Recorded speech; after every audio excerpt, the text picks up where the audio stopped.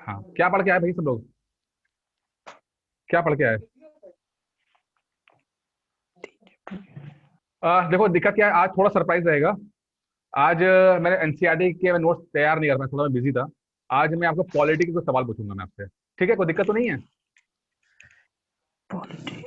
हाँ, पॉलिटी के जो मैंने नोट्स डाले थे 3-4 दिन पहले, वो मैं पूछूंगा करके, कोई दिक्कत तो नहीं है? अरे हाँ ना, तो बोलो भाई कुछ। नहीं सर, हाँ ठीक है सर, बढ़िया अरे पॉलिटिक्स हाँ ना, बढ़िया कुछ है। बोले हो, मुझे लगे कि आवाज आ रही है ना। सब आप लोग बिल्कुल एक तो ना दिख रहे हो ना बोल रहे हो। आ रही सर, बहुत बढ़िया, उसी के बारे में बताइए सर। ठीक है ना, मैंने जो नोट्स भेजे थे उससे सवाल मैं आपसे पूछूंगा, ठीक है? जो नहीं आएगा वो डिस्कस कर लेंगे। ठीक है, चलिए शुरू करते हैं। जरा क्या देखिए, पहला जो चैप्टर रहता है वो रहता है उद्देशिका, यानी प्रियम्बल का। जो इंग्लिश वाले हैं उनके लिए प्रियम्बल, हिंदी वाले उद्देशिका। पढ़ा है आप लोगों ने कभी इसको? कभी पढ़ा है आपने प्रियम्बल? क्या होता है प्रियम्बल होता क्या है? चलिए बताइए, सबसे पहला सवाल तो यही है, क्या होता है प्रियम्बल? अभी मैं वैसे ज्वाइन किया हूँ। क्या होता प्रियम्बल, कौन बताएगा क्या होता है? अच्छा चलिए, सवाल दूसरा सवाल लेते हैं। प्रियम्बल हमारे संविधान का हिस्सा है कि नहीं है? हिस्सा है सर हिस्सा हिस्सा है। हिस्सा है पक्का? जी। अच्छा चलो, प्रियम्बल के सर बारे में हिस्सा क्या है होता उसमें संपूर्ण। है? हाँ, केशवानंद भारती केस में ये चलिए अभी अभी डिस्कस हुआ करेंगे, था। सब सब केस ढूंढेंगे। पहले अभी थोड़ा सा पहले समझ लेते हैं कि प्रियम्बल क्या चीज होती है। ठीक है, हिस्सा है ना? किसी ने कहा था कि हिस्सा नहीं है, किसी केस जी जी। ने कहा भी है ना हिस्सा नहीं है। ठीक है, जो आज ज्वाइन किए थे सना और कहाँ गई वो दूसरी, श्रेया? श्रेया श्रेया पढ़ा आपने? श्रेया पढ़ा आपने प्रियम्बल के बारे में? जी कुछ सर। पता है अभी तक? जी पढ़ा सर, है? ये परिचय, थोड़ा आइडिया है जी ना? सर, ये परिचय पत्र होता है, परिचय पत्र होता है सर संविधान समझ लीजिए का। बुक का जो पहला इंट्रोडक्शन होता है ना, कि बुक इसको कि एक समझ में आ जाए बस कि क्या चीज किताब में क्या लिखा हुआ है। ठीक है, बस उसको समझ लीजिए, इस तरह से होता है। प्रियम्बल बहुत इंपॉर्टेंट है उद्देशिका, एग्जाम पॉइंट ऑफ व्यू से बड़ा इंपॉर्टेंट है। कुछ सवाल डायरेक्ट बनते हैं, मैंने नोट्स में सारे डाले हुए हैं, फटाफट डिस्कस कर लेंगे हम लोग इसको। ठीक है, पॉलिटी में सर प्रियम्बल एक पूरा निचोड़ है हमारे कॉन्स्टिट्यूशन का। इनफैक्ट देखो, जो इंडिया, जैसे मान लीजिए पॉलिसी बनानी है कोई, मैं बताता हूँ आपको, या कोई जजमेंट देना है, ऐसा जजमेंट जहां पर कुछ क्लियर नहीं है कि क्या रखा जाए, क्या बोला जाए, है ना, कुछ ऐसे कंट्रोवर्सी हो जाती है, कुछ ऐसे ऐसा इश्यूज आ जाते हैं, तो हमेशा प्रियम्बल की चीजें रख के हमें जजमेंट देते हैं, चाहे वो पॉलिसीज बनाना हो, चाहे सुप्रीम कोर्ट, हाई कोर्ट जो जजमेंट देता है। ठीक है, कि हमारी प्रियम्बल क्या बोलता है, कि प्रियम्बल ने जो इक्वालिटी की बात करते हैं, फ्रेटर्निटी की बात करते हैं, तो वो चीजें फुलफिल हो रही हैं कि नहीं हो रही हैं, इस बात को रखा जाता है प्रियम्बल। ठीक है, पहले अभी मैं कुछ सवाल पूछूंगा फटाफट आपसे। हाँ, तो लोग अभी धीरे धीरे आ रहे हैं, स्क्रीन पे सबको ज्वाइन करा रहा हूँ धीरे धीरे। एक मिनट। चलिए, इंग्लिश वाले और हिंदी वाले जितने भी हैं अपनी अपनी भाषा में मुझे ये बता दो कि भाई ये जो 4 शब्द होते हैं ना ये आपके, sovereign, socialist, secular, democratic, Republic, इसको सीक्वेंस में बता दो क्या होता है। या हिंदी में बोलूं तो संपूर्ण प्रभुत्व संपन्न और समाजवादी, धर्मपंथ निरपेक्ष, लोकतांत्रिक, गणराज्य। इसको क्योंकि सवाल आया हुआ है, ये सवाल आया हम हुआ बताएं। Sovereign, socialist, secular, democratic, Republic. है। विकास ने बोला। ठीक है, सना बताइए बेटा, बताइए।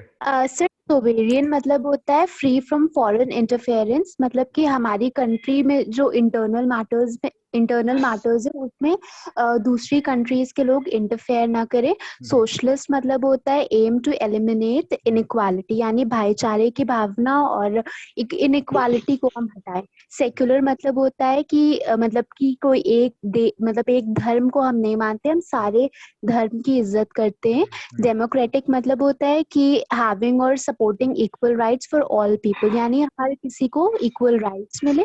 रिपब्लिक मतलब होता है a country that has an elected government, यानी कि हमने जो भी गवर्नमेंट हमने चूज करी है वो इलेक्टेड है बाय द पीपल। और फ्रेटर्निटी मतलब होता है कि हमारे अंदर एक फीलिंग हो फ्रेंडशिप एंड सपोर्ट की सभी के लिए। ठीक है, बहुत अच्छा बहुत अच्छा। देख के तो नहीं पढ़ा था, पढ़ के तो नहीं बोल रहे थे? नमस्ते नमस्ते। नहीं, मैं दिख नहीं रहा, मुझे वीडियो तो बंद कर रखा है, तो मुझे क्या पता कि सर वो नेट का पता लगा थोड़ा किताब इश्यू खोली हुई है है। और मैं यहाँ पर आ रहे हो आप। कोई बात नहीं, लेकिन चलो सर ये अगर हम पहले से पढ़ चुके हैं। अरे अरे कोई बात नहीं, ठीक है ठीक है। वो समझ में आया, हिंदी वालों को समझ में आया? जी सर, जी भाई सर, देखो, आया वीडियो समझ में। कॉन्फ्रेंसिंग क्लास करने का ना आया सर, एक आया पर्पस सर। होता है कि जो आया हम सर, आया। मैं बता रहा हूँ वो तो चलो ठीक है ना, लेकिन जो आप लोग भी डिस्कस कर रहे हो आपस में ना, वो भी एक दूसरे को शेयर कर सको आप लोग, ठीक है। अब सर जो एक उन्होंने, बार रिपीट कर दीजिए। मैं सब कर दूंगा रिपीट धीरे धीरे, ठीक है। पहले तो मैं आपसे सवाल पूछा था, वो ये पूछा था कि जो सीक्वेंस है इन 4 वर्ड्स का, क्योंकि एग्जाम में आया था, ये 4 वर्ड्स जो थे मुझे अब पढ़ के बताओ, मतलब करके कि क्या है सीक्वेंस इनका। 5 वर्ड है सर, 5 हाँ वर्ड। तो 5 वर्ड जो बताइए। हम्म बताइए बताइए। प्रभुत्व, हाँ बताइए। समाजवाद, धर्मनिरपेक्ष, फिर लोकतंत्रात्मक गणराज्य। गणक, ठीक है। जिसको क्लियर नहीं है देखिए, और जिसको याद नहीं है, तो उनसे मैं कहूंगा कि इनको याद कर लें शब्द को, तीनों को, क्योंकि एक बार सवाल आया था, सीक्वेंस को सेट करने में आया था ये, ठीक है। जो सवाल जहां बन जाता है मैं बता दूंगा कि कौन सी चीज किस लाइन से क्या सवाल बना है, क्या आया है, सब बता दूंगा। आप बस ये नोट करते चलना, ठीक है, इसको कि क्या मैं पूछ रहा हूं। अगर अभी नहीं भी बता पा रहे हो तो भी बाद में घर में बैठ के आराम से पढ़ लेना इसको, ठीक है। अच्छा, अब इसको समझते हैं कि जो वर्ड है सॉवरेन, यानी कि संपूर्ण प्रभुत्व संपन्न, क्या मतलब होता है इसका? जैसे सना ने बताया कि इंटरफेरेंस नहीं है, मतलब इसका बाहर का मतलब, अगर बहुत ही नॉर्मल भाषा में बोलें कि ऐसा चीज, मतलब कि हमारा जो कंट्री है, हम कहते हैं हमारी कंट्री सॉवरेन है, इसका मतलब है कि हम अपने कानून को बनाने में पूरी तरह से मतलब अपने निर्भर हैं, हमें किसी का इंटरफेरेंस नहीं। हम कोई हमें ये नहीं बोलेगा कि भाई कि आप ऐसा कानून बनाओ, हमें जैसा बनाएंगे। हाँ क्या हो गया? अपने निर्णय लेने में बस स्वतंत्र। बस बस, अब देखो मोदी जी ने निर्णय ले लिया कि वो किसान वाला बिल बनाएंगे तो बनाएंगे, ठीक है भाई। अच्छा बुरा गलत वो अलग चीज है, मैं उस पर डिस्कस नहीं करूंगा। मैं ये कहूंगा बना दिया उन्होंने, ठीक है। तो पार्लियामेंट अगर हमारा कानून बना रही है तो उसमें कोई इंटरफेरेंस नहीं है कि ब्रिटेन वाले ने हमें डिक्टेट कर रहे हैं ऐसा, ठीक है। अच्छा, अब यही से बात आई, पार्लियामेंट क्या होती है, कौन कौन है पार्लियामेंट? सवाल ये भी पीछे से आया हुआ है, पार्लियामेंट क्या है? सर सर प्रेसिडेंट, लोकसभा और राज्यसभा और राष्ट्रपति। राष्ट्रपति, लोकसभा, राज्यसभा प्लस, क्योंकि बिल जो बनता है ना, सुनो सुनो, जो बिल बनता है, पहले बिल होता है, वो किसी पहले लोकसभा में मान लो पास हुआ, राज्यसभा में पास हुआ, ठीक है। उसके बाद जब तक वो साइन नहीं होता ना राष्ट्रपति का, तब तक वो कानून नहीं बनता है, ठीक है। कानून तो सवाल ही पीछे में आया हुआ है, ये सवाल ही पीछे में आया हुआ है, इस बात ध्यान रखना। तो मैं जितना मैं पूछूंगा सब सवाल पीछे में आया हुआ है।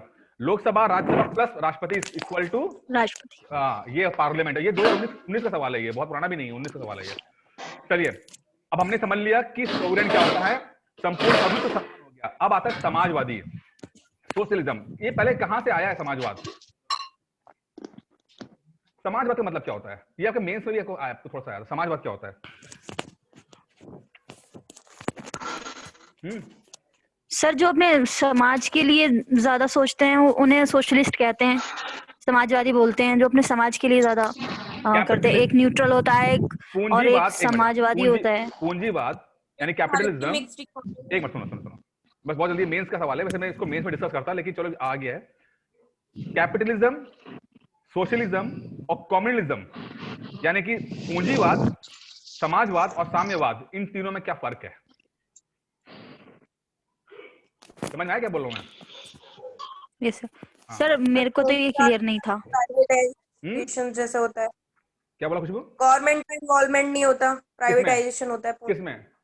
पूंजीवाद में। पूंजीवाद में। और सर सोशलिज्म में सर जो मतलब सर जो उनकी प्रॉपर्टी मनी सर सभी लोगों में इक्वली डिवाइडेड हो सर, ठीक है। और सर पूंजीवाद प्राइवेट कंपनी बेस्ड होता है जो प्रॉफिट कमाने का सोचती है, और समाजवाद सरकार के ऊपर बेस्ड होता है। और साम्यवाद, कम्युनिज्म जो कम्युनिज्म क्या होता है? क्यों राहुल जी? साम्यवाद क्या होता है? कम्युनिज्म क्या होता है? सर इसके बारे में हमें तो ज्यादा जानकारी अभी है नहीं सर। चलिए कोई बात नहीं, लेकिन हाँ अच्छा बता रहे, बताइए राहुल जी। इस जानकारी सर है नहीं है। श्रेया, आप बताइए। और को बताना चाहिए। श्रेया, फूल कुमारी, निधि, अंकित, कृतिका जी कुछ बताइए। रेणु श्रीवास्तव बताइए। नहीं सर, नहीं पता सर, नहीं पता सर, मुझे भी पता नहीं है मुझे। हमारा कंट्री क्या है? नहीं पता। अच्छा, हमारा कंट्री क्या है? क्या है? सोशल समाजवाद। अगर समाजवाद, हाँ। इकोनॉमी की बात करते हैं, सोशलिज्म और कैपिटलिस्ट का सर मिक्सचर जो होते हैं शायद। देखो सवाल ये इकोनॉमी है सर। हाँ, मिक्स्ड। जब बोलते हैं मिक्स्ड इकोनॉमी, इसका मतलब क्या होता है? मिक्स्ड इकोनॉमी क्या मतलब होता है?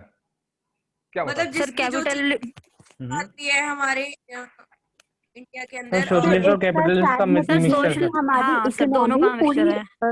कोई एग्जांपल प्राइवेट कंपनीज के पास नहीं है, गवर्नमेंट के पास भी है। मतलब सिर्फ प्राइवेट कंपनीज रूल नहीं करेंगे, गवर्नमेंट उन पे डिसीजंस ले सकते हैं। अच्छा, अब पहला सवाल, कोई एग्जांपल दो कैपिटलिस्ट कंट्री का, एग्जांपल पूंजीवादी कंट्री का। Sir north Korea, America. America capitalist country, America. यानी कि पूंजीवाद का मतलब है कि ऐसा सिस्टम जहां पर प्राइवेट ओनरशिप रहेगी प्रॉपर्टीज की, मतलब कि जो लैंड है, जमीन है या बिजनेस है, वो सरकार का नहीं रोल रहेगा। सरकार का काम सिर्फ होगा लॉस और कानून बनाना, बाकी जो बिजनेस करना, व्यापार कैसे करना, वो प्राइवेट लोग करेंगे। और प्राइवेट लोगों का मतलब क्या होता है कि उनको प्रॉफिट चाहिए, उनका मेन फोकस प्रॉफिट पर रहेगा। ठीक है। उसके बाद जब ये प्रॉब्लम आई, अच्छा, इंडस्ट्रियल रेवोल्यूशन में यही कैपिटलिज्म आया। कैपिटलिज्म के कुछ फायदे हैं, कुछ नुकसान भी हैं। ठीक है। फायदा क्या होता है कि जॉब क्रिएशन ज्यादा है, जॉब ज्यादा क्रिएट होती हैं, लोग क्योंकि पैसा होता है तो लोग रिस्क लेते हैं, इन्वेस्ट करते हैं, इन्वेस्टमेंट ज्यादा होता है, कुछ काम करेंगे, इंडस्ट्रीज लगाएंगे तो लोगों को नौकरियां मिलेंगी, प्रोडक्शन होता है। ठीक है, नए नए प्रोडक्ट बनते हैं। लेकिन प्रॉब्लम इसमें क्या होती है कि इनइक्वालिटी हो जाती है। जिसके पास जो मालिक है उसके पास ज्यादा पैसा, जो गरीब हैं, मजदूर हैं, वो बेचारे मजदूरी कर रहे हैं वो लोग। ठीक है। तो इसके बाद जब ये चीज रही तो फिर इसका तोड़ निकाला गया समाजवाद के रूप में, कि भाई बोला गया कि समाजवाद के ऐसा सिस्टम होना चाहिए कि जितने नेचुरल रिसोर्सेज हैं, नेचुरल रिसोर्सेज माने कि जो माइंस हैं, जैसे कि आप कहते हैं ना कि लोहा, जो जमीन के अंदर, हमारी कंट्री के नेचुरल रिसोर्सेज क्या है भाई? जमीन के अंदर जो मिनरल्स हैं, ठीक है, जो इस तरह की जो भी चीजें हैं, वो सब सरकार कंट्रोल रहे। सरकार ही ये तय करे कि इनका डिस्ट्रीब्यूशन जो है वो हर इंसान के पास हो, हर कंट्री के सिटीजन के पास हो। जैसे कि मान लीजिए एक लोहा बेचकर मान लीजिए लेट्स सपोज 1000 रुपए कमाए, तो 1000 रुपए वो सबके पास डिस्ट्रीब्यूट ढंग से होना चाहिए। ठीक है। ऐसा ना हो कि किसी के पास तो 900 रुपए आएगा, किसी को 100 रुपए रह गए। ये चीज नहीं, समाजवाद ये श्योर करता है। नुकसान क्या है इसका? नुकसान ये होता है कि जब सरकार सबको डिस्ट्रीब्यूट बराबर से करती है तो लोगों के अंदर ये मोटिवेशन नहीं होता कि हम ज्यादा काम करें। जैसे कि अगर आपको क्लास टीचर अगर 50 नंबर दे देता है पास करने के, और कोई मोटिवेशन नहीं रहता कि अगर भाई सभी लोग पास हो रहे हैं, पास होता है, लेकिन अगर यही बोले कि जो फर्स्ट आएगा उसको हम गाड़ी इनाम में देंगे या कुछ भी देंगे इनाम में देंगे, तो क्या होगा? ज्यादा मोटिवेशन रहता है आपका। ठीक है। तो समाजवाद का मतलब होता है कि डिस्ट्रीब्यूशन होता है रिसोर्सेस का, और प्रॉब्लम ये भी रहती है कि लोग काम नहीं करते हैं, और क्योंकि मोटिवेशन नहीं होता है तो एक्स्ट्रा मेहनत नहीं होती है, इंसेंटिव नहीं होते हैं। जो कम्युनिज्म है, साम्यवाद है, साम्यवाद का सिंपल से समझो कि जो समाजवाद का पॉलिटिकल विंग है ये साम्यवाद। ठीक है। थोड़ा सा और एक्सट्रीम है, सोशलिज्म की तरह ही है बट थोड़ा और एक्सट्रीम है, और पॉलिटिकल यानी कि राजनीतिक रूप से कंट्रोल करना चाहता है। जैसे रशिया, नॉर्थ कोरिया। समाजवाद तो हर दुनिया में हर जगह माना जाता है, ऑलमोस्ट 80-90% कंट्रीज में माना जाता है, इंडिया में भी है, लेकिन इंडिया में साम्यवाद नहीं है। क्यों? क्योंकि यहाँ पर डेमोक्रेसी है, कोई वो सिस्टम नहीं है जैसे कि कम्युनिस्ट सिस्टम होना चाहिए। क्लियर हो रहा है ना? थोड़ा मोटा समझ गया ना? यस। अब सवाल जो आता है कि पूछते हैं कि भाई हमारे देश की इकोनॉमी कैसी है, तो मिक्स इकोनॉमी है। ये सवाल कई बार पूछा गया है, भूल मत जाना। मतलब कि यहाँ पर प्राइवेट लोग भी बिजनेस करते हैं, जैसे हमारी कोचिंग भी खुली है, हम प्राइवेट एंटिटी हैं, कैपिटलिस्ट हैं। ठीक है। और सरकार का भी बिजनेस रहेगा, जैसे एनटीपीसी, ओएनजीसी, इंडियन ऑयल। ठीक है।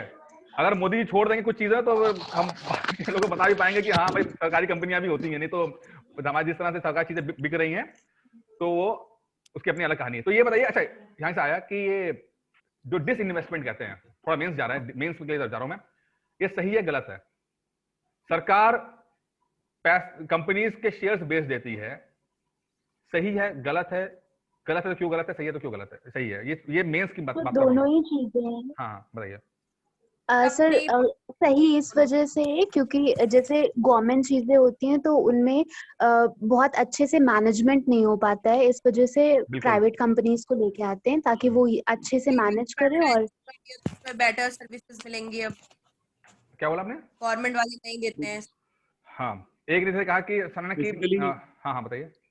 बोलिए बोलिए। हाँ, बेसिकली क्या है कि डिसइन्वेस्टमेंट जो है वो सरकार इसलिए करती है ताकि अगर वो किसी भी अपने पीएसयू को एफिशिएंटली नहीं चला पा रही है तो उसकी एफिशिएंसी को इम्प्रूव करने के लिए डिसइन्वेस्टमेंट करती है। और दूसरा कारण ये है कि जो उसके डेफिसिट है, जो फिस्कल डेफिसिट होता है, कैपिटल एक्सपेंडिचर और आपका जो क्या कहते हैं ये एक्सपेंडिचर जो होता है, तो इनका जो फिस्कल डेफिसिट है उसको कवर करने के लिए बेसिकली ये डिसइन्वेस्टमेंट करती है, जिसमें ये होता है कि डिसइन्वेस्टमेंट आपका स्ट्रेटेजिक डिसइन्वेस्टमेंट भी होता है, नॉर्मल डिसइन्वेस्टमेंट भी होता है। मतलब स्ट्रेटेजिक मतलब ये हो गया कि जैसे पर्टिकुलरली किसी कंपनी को वो अपनी कुछ शेयर बेच रही है, और डिसइन्वेस्टमेंट करना ये हो गया कि उसने टोटली जो है वो मतलब शेयर जो है उसने अपने पब्लिकली निकाले हैं कि भाई पब्लिक में या फिर कोई पर्टिकुलर कंपनी है वो उस शेयर को ले सकती है। जैसे रेलवे है, रेलवे का 10% या समथिंग जो है वो उसने डिसइन्वेस्ट कर रखा है गवर्नमेंट ने, और बाकी का बाकी जो है वो गवर्नमेंट का अपना शेयर है पूरा। ठीक है, कोई और किसी को जल्दी कहना है बताइए तो मैं बताऊं फटाफट। इसका डिसएडवांटेज ये है कि जैसे रेलवे है तो अगर वो गवर्नमेंट ओन करेगी तो वो पब्लिक के लिए थोड़ा सस्ता पड़ेगा, बट अगर वो प्राइवेट कंपनी ओन करेंगे जैसे ट्रेन एंड ऑल, अगर वो कंपनीज ओन करेंगी तो वो आम जनता के लिए महंगा पड़ेगा। ठीक है, अब देखिए मैं उसको कंपाइल करता हूँ फटाफट। देखिए 2-3 चीजों पे बात कर लेते हैं, 2-3 चीजें आती हैं जब ऐसे क्वेश्चन आते हैं। पहला देखिए, सरकार की कंपनी होती है, ठीक है। अब सरकार, जैसे हमारा एनटीपीसी है सरकार की कंपनी, ठीक है। अब इनके ये बहुत बड़ी कंपनीज हो जाती हैं। अब सरकार को चाहिए पैसा मीन्स है कोरोना आया, कोरोना की वजह से सरकार को बहुत खर्चा करना है। अब सरकार पैसा कहां से लेकर आएगी? या तो सरकार लोन लेगी, ठीक है, या तो अपना कुछ चीज बेचेगी। अभी बजट आया, बजट में बोला गया कि हम लगभग कितना बोला था कुछ आई थिंक 1.5 लाख 1.7 लाख करोड़ जो है 1.7 तो ये अब ये पैसा कहां से आएगा? या तो लोन लेंगे हम, ठीक है, या तो भाई अपना कुछ चीज बेचेंगे तभी तो पब्लिक को दे पाएंगे ना। तो ये पहला ये रूल होता है कि अपना ही कुछ बेच के वहां से पैसा जनरेट करें और उसको हेल्थ सेक्टर पे या किसी और चीजों में लगाएं। एक तो ये हो गया। दूसरा रहता है कि मैनेजमेंट का रहता है कि भाई जो इंडियन कंपनियां, जो सरकारी कंपनियां होती हैं, वो उनका मैनेजमेंट अच्छा नहीं होता है तो उनकी एफिशिएंसी उतनी अच्छी नहीं होती है। मतलब जो एनटीपीसी जितना उसको मिलता है, सहूलियत मिलती है, उस हिसाब से ज्यादा काम करना चाहिए, लेकिन उतनी नहीं बढ़ पाई।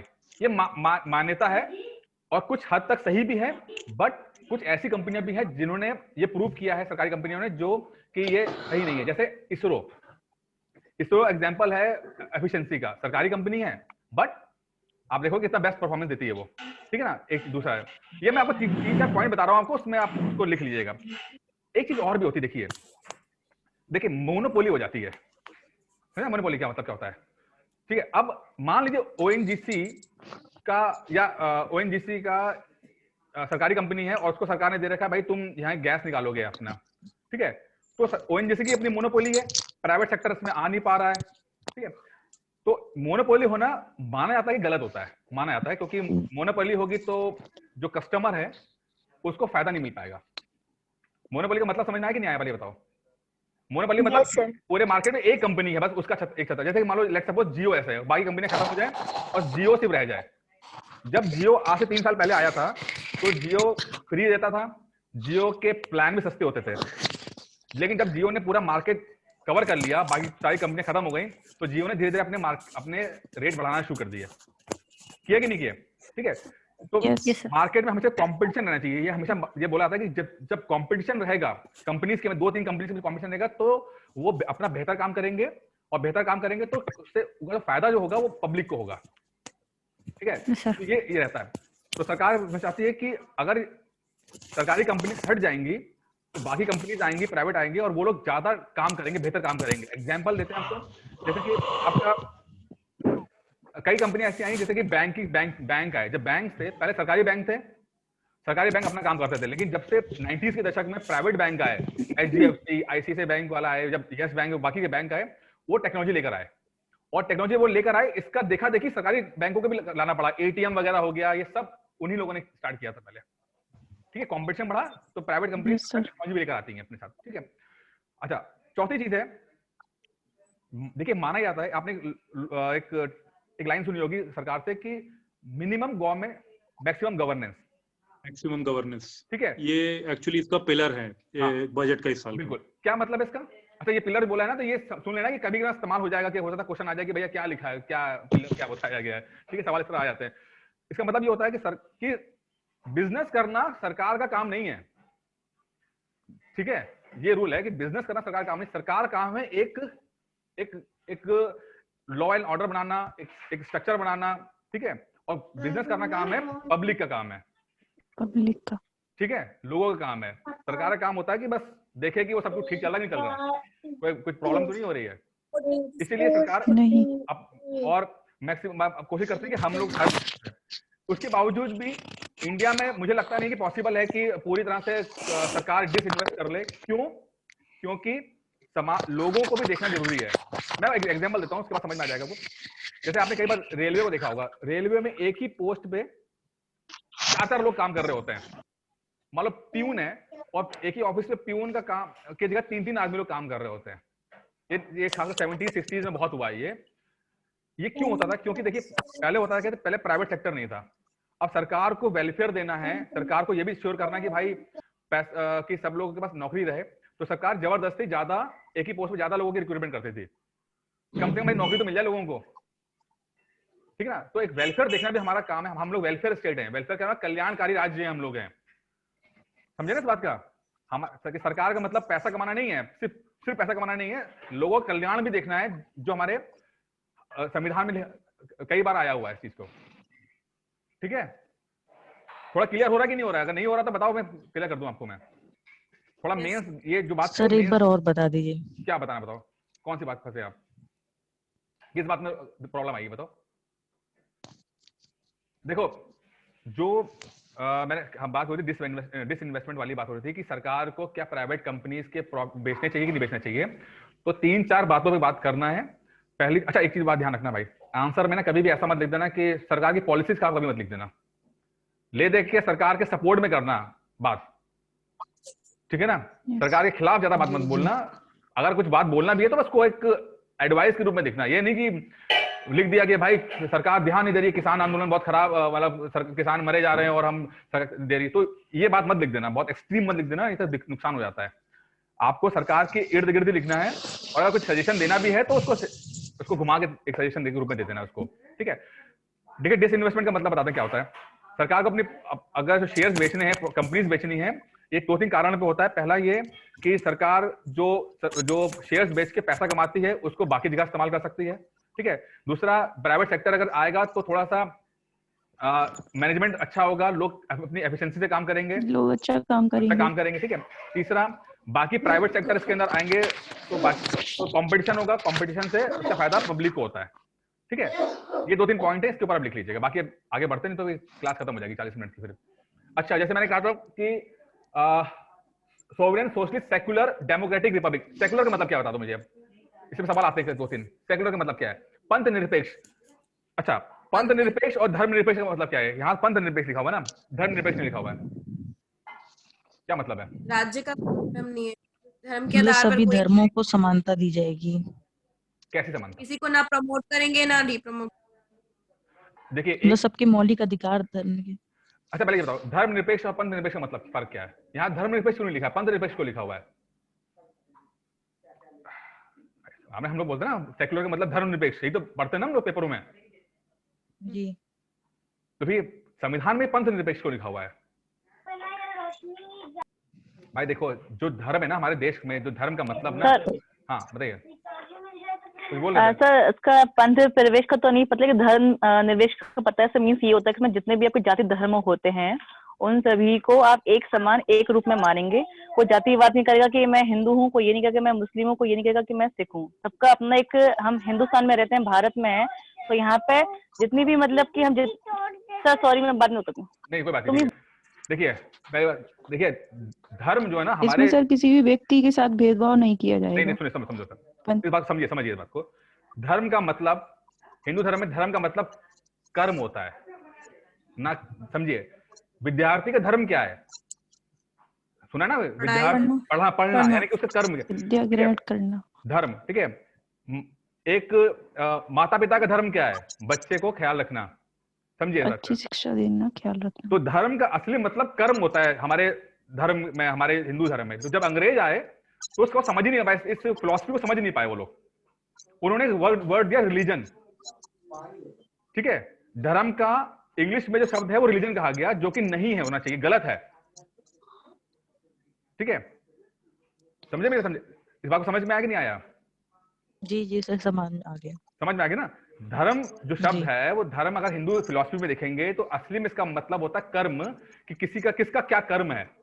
लेकिन जब अंग्रेज आए तो उनको समझ में नहीं आया, जहां पे जब लिटरेचर पढ़ा, जब कानून बनाने की बात आई तो उनको समझ नहीं, उनको लगा कि यार ये एक पर्टिकुलर अगर मूर्ति पूजा कर रहे हैं तो ये हिंदू कहलाते हैं, मूर्ति पूजा नहीं कर रहे हैं तो मुस्लिम कहलाएंगे ये। तो उसको उन्होंने शब्द दिया रिलीजन को, रिलीजन बोल दिया, जो कि शब्द सही नहीं है देखा जाए। लेकिन फिर भी अगर जो इसलिए पंथ निरपेक्ष रखा गया ना कि धर्म, क्योंकि हमारे हिसाब से धर्म का मतलब कर्तव्य होता है, काम होता है, किसका क्या कर्तव्य है, ठीक है। पंथ का मतलब होता है कि किसी एक आइडियोलॉजी को फॉलो करना और उसके स्टेप्स को फॉलो करना। हिंदू धर्म का अपनी एक आइडियोलॉजी होती है, उसके अपने स्टेप्स होते हैं, पंथ होता है, उसका रास्ता होता है। मुसलमान है तो उनका अपना एक रास्ता होगा, सिख है तो उनका अपना रास्ता होगा, ठीक है। पंथ उसके अपने रूल्स और रेगुलेशंस होते हैं उसके अपने, ठीक है। क्लियर हुआ कि नहीं हुआ ये बताइए पहले? यस सर, थोड़ा समझ में आएगा सर? ठीक है सर सर जो राज्य है अपने अपने ढंग से कार्य करेंगे। नहीं वो अभी वहां तक पहुंचा नहीं, पहले धर्म और पंथ का मतलब समझ में आया। धर्म का मतलब क्लियर हो गया, सरकार की नजर में जो, ठीक है। अब सुनो अब एक बात, अब सवाल यहाँ पे आता है कि जो हमारे देश में सेक्युलरिज्म कैसा है, अगर इंग्लिश में सेक्युलरिज्म यानी पंथ निरपेक्ष कैसे हैं, मतलब हम लोग पॉजिटिव वाले हैं कि नेगेटिव वाले हैं? पॉजिटिव। हम पॉजिटिव सेक्युलरिज्म फॉलो करते हैं? पॉजिटिव। क्या मतलब है पॉजिटिव? क्या मतलब है इसका? भैया तुम लोग मुझसे बात, तुम लोग कुछ बोल नहीं दोगे मुझे? कोई बात नहीं, आप बाकी लोग बताइए पॉजिटिव नेगेटिव क्या मतलब, ये कई बार आ चुका सवाल बता रहा हूँ, बताइए। देखिए पॉजिटिव का मतलब वो किसी भी एक धर्म को ना तो प्रमोट करेंगे, ना ही उसकी मतलब ना उसका प्रमोशन ही करेंगे किसी चीज का, मतलब धर्म को आड़े नहीं लाएंगे किसी भी चीज। और बाकी लोग कुछ कहेंगे? हाँ बताइए, सना बता दो या प्रतिका जी बताइए, अंकित जी बताइए। पंथ का मतलब प्लीज फिर से बता दीजिए। हाँ अच्छा, ओहो 10 मिनट रहे, जल्दी खत्म करनी पड़ेगी मीटिंग। सुनिए, देखिए दो तरह के सेक्युलरिज्म होते हैं, एक पॉजिटिव और एक नेगेटिव, ठीक है। नेगेटिव का मतलब होता है जो फ्रांस करता है कि सरकारी बिल्डिंग में, मतलब सपोज सरकार है, वहां पर कोई भी अपना धार्मिक प्रतीक, चाहे वो लॉकेट हो, चाहे हिजाब हो या कृपाण हो, वो लेकर नहीं जा सकता। मतलब वो फ्रांस बोलता है कि सरकार जो है हर धर्म से दूरी बना के रखेगी सबसे। इसका मतलब है नेगेटिव सेक्युलरिज्म, कि हम सबसे दूरी बना के रखेंगे, हमारे सब बराबर हो बट हम सबसे दूरी बना के रखेंगे, ठीक है। इसलिए फ्रांस की सरकारी बिल्डिंग में आप कोई भी धार्मिक प्रतीक की चीज नहीं ले जा सकते, ना हिजाब पहन के जा सकते हो, ना सिख कृपाण लेके जा सकते। कई बार आपने सुना होगा, टीवी में देखा होगा, ठीक है। वो उनका फ्रांस का है, और उनका इसके पीछे भी उनका जो फ्रेंच रेवोल्यूशन आया था तो वहां से बड़ा मसला रहा था, वहां से निकल के आया, क्योंकि चर्च ने बहुत ज्यादा कहते हैं ना कि बहुत प्रॉब्लम क्रिएट की थी, तो ये चीजें वहां से निकल गई। लेकिन इंडिया में पॉजिटिव सेक्युलरिज्म है। यहाँ क्या है, यहाँ पे सभी धर्मों को बराबर से पॉजिटिव सपोर्ट किया जाएगा।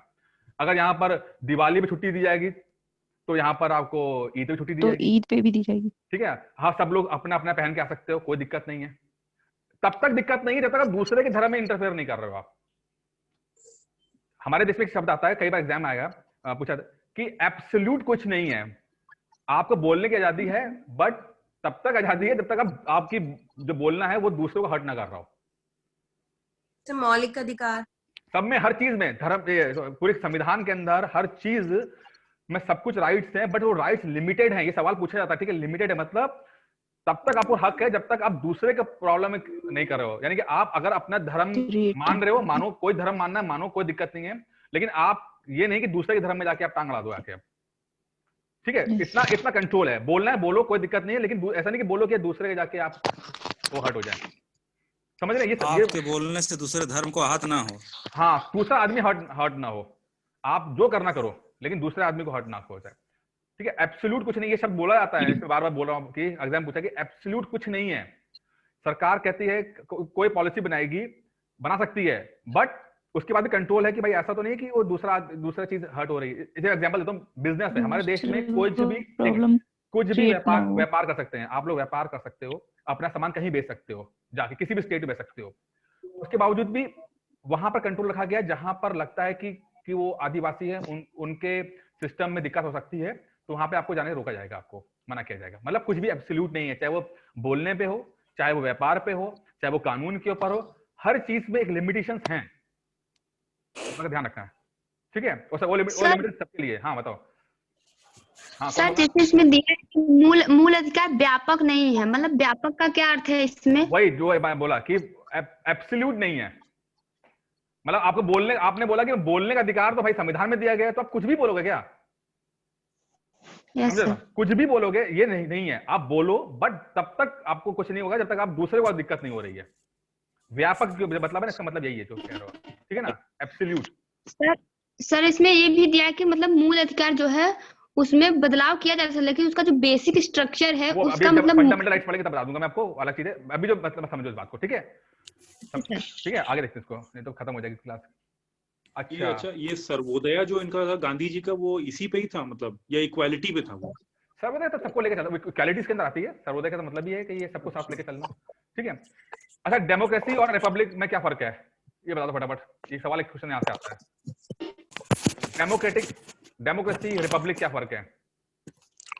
सर डेमोक्रेसी का मतलब जहाँ पे वोटिंग होती है, और रिपब्लिक का मतलब राजा का बेटा राजा नहीं होता। बात बिल्कुल सही है, ठीक है। रिपब्लिक का मतलब है कि जो हेड ऑफ द स्टेट होगा, सबसे जो बड़ा होगा, वो उसकी जो पोस्ट होगी वो हेरिडिटरी नहीं होगी, मतलब कि उसके मरने के बाद उसका बेटा नहीं बनेगा, ऐसा नहीं बन सकता है, बट वो प्रोसेस पूरा करके आए। सिर्फ वो इसलिए नहीं बनेगा कि वो उसके बाप उसके राष्ट्रपति थे, तो वो उसका बेटा भी राष्ट्रपति बन जाएगा, ठीक है। रिपब्लिक है, जो हेड ऑफ द स्टेट है वो पोस्ट मतलब चुनी जाएगी, वो वंशानुगत नहीं होगी, जो होता है ना वंशानुगत बोलते हैं ना आपके, हेरिडिटरी नहीं होगी। ये सब पूछा गया था, ये सवाल पूछा गया था। रिपब्लिक का मतलब क्या है? रिपब्लिक का मतलब है कि जो टॉप पोजीशन है वो हेरिडिटरी नहीं है, उसके लिए इलेक्शंस होंगे, राजा का बेटा राजा बन सकता है, बट राष्ट्रपति का बेटा राष्ट्रपति बन सकता है, बट उसको प्रोसेस से गुजरना पड़ेगा, चुनाव की प्रोसेस से, तभी बन सकता है वो, ठीक है। क्लियर हो गया?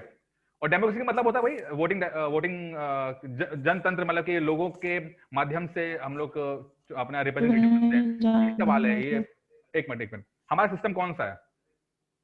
सिस्टम कौन सा है? पार्लियामेंट्री टाइप ऑफ सिस्टम है ना हमारा, पार्लियामेंट 2018 में इसमें लोगों के लिए चुना गया। सर ये एक वर्ड है ना, लोगों द्वारा लोगों के लिए चुना गया, वो थे फॉर द पीपल, संसदीय लोकतंत्र प्रणाली। सुनो, संसदीय जो सिस्टम है हमारा है, पार्लियामेंट का सिस्टम है।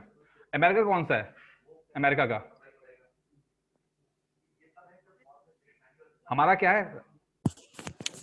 रिपब्लिक अमेरिका का।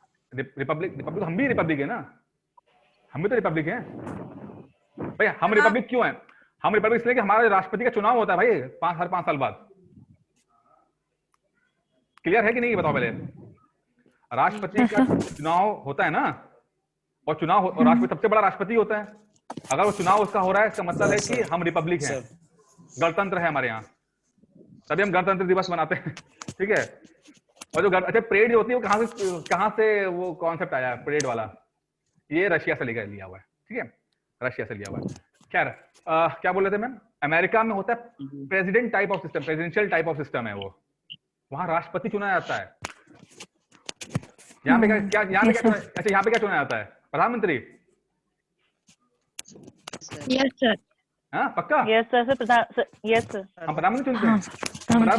Yes sir. कितने लोगों को लगता है कि हम लोग प्रधानमंत्री चुनते हैं? नो सर, हम प्रधानमंत्री हम नहीं चुनते हैं। प्रधानमंत्री हम नहीं चुनते सर। हम क्या चुनते हैं?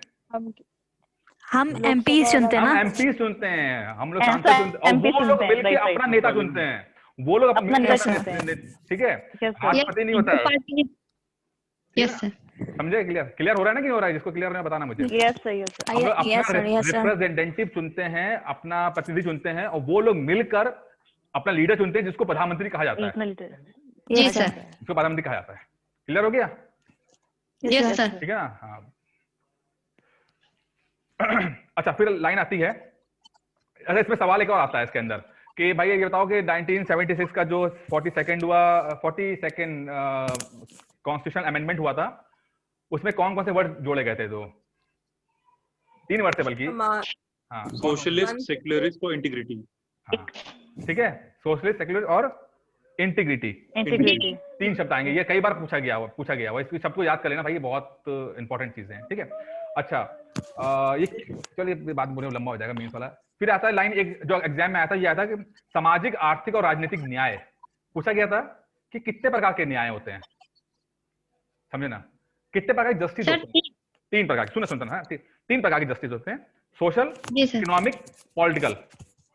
2019 से पूछा गया था कि इसका सीक्वेंस क्या है, समझ रहे हो मेरी बात? सोशल, इकोनॉमिक एंड पॉलिटिकल, ये सीक्वेंस पूछा। पहली चीज तो ये है कि कितने प्रकार के जस्टिस हैं, और जब पता होगा 3 तरह के हैं तो कौन से सीक्वेंस है उनका, सामाजिक, आर्थिक, राजनीतिक। सामाजिक, आर्थिक, राजनीतिक, क्लियर हो गया?